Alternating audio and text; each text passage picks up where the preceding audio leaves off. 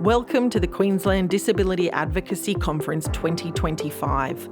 This gathering, held in Maganjan on the unceded lands of the Turrbal people, welcomed over 120 disability advocates from across Queensland. For 3 days, we analysed systemic issues and creatively shared lived experiences, planning our collective impact to improve the lives of people with disability, upholding all human rights and making our communities much more inclusive places. This event was hosted by the Queensland Independent Disability Advocacy Network. We sat at the doors of government. We didn't think or move until they came out to speak to us. We weren't frightened in those days for our voice to be heard. I mean, that's just part of our history.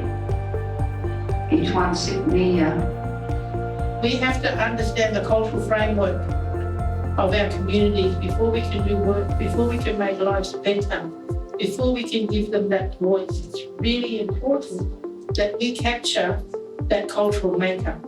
Having that representation and ensuring that all people are represented in terms of an intersectional way is ensuring that as many perspectives as possible have an opportunity to share their experiences.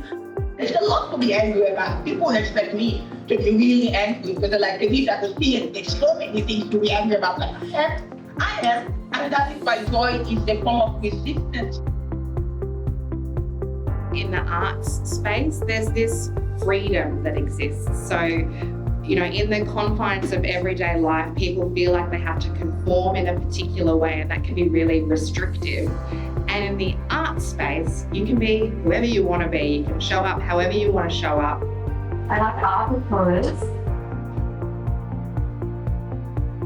because it makes me feel good.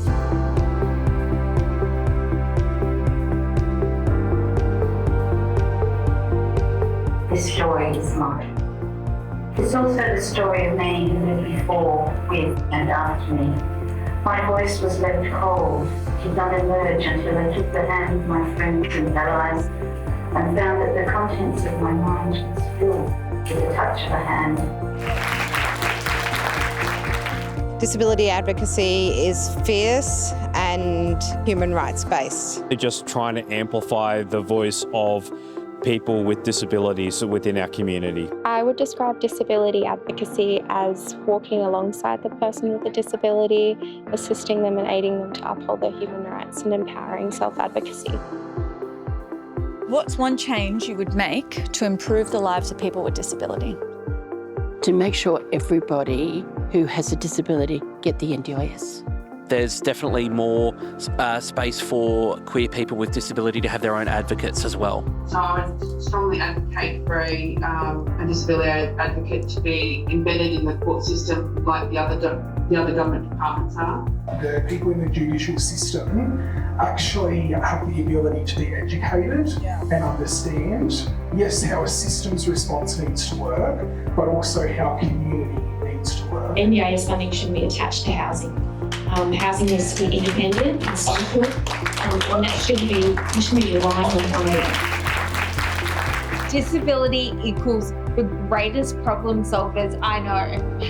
So actually disability should mean ultra capable, and if we were seen as ultra capable instead of incapable, the flip that would mean in terms of getting us into jobs, getting us into the community, getting us in decision making, that flip in cultural attitude, I think would just change everything. It may not happen in my lifetime, but we can build a foundation for future generations to come and listen and see by example of what we did.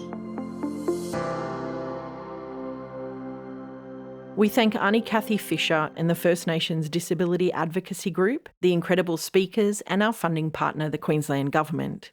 For anyone interested in being involved in disability advocacy, please check out quidan.org.au or contact Queensland Advocacy for Inclusion at qai.org.au.